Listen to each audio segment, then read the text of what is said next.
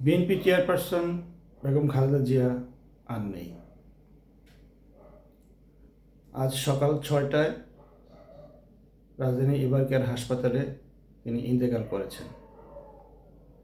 ইন্না লিল্লাহি ওয়া ইন্না ইলাইহি রাজিউন।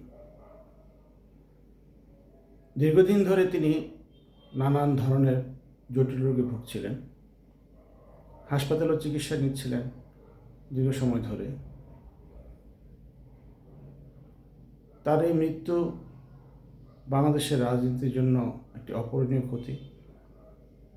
বাংলাদেশের রাজনীতি একজন অভিভাবককে হারালো, যেটা পূরণ হতে হয়তো আমাদেরকে দীর্ঘ সময় অপেক্ষা করতে হবে। তার বর্ণাঢ্য রাজনৈতিক ক্যারিয়ারে তিনি ছিলেন আপোষহীন। তিনি 3বারের প্রধানমন্ত্রী।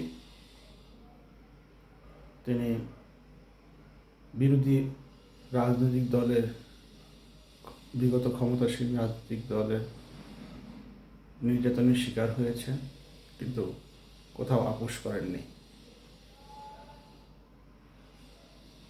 আমরা তার মৃত্যুতে গভীর শোক জানাই।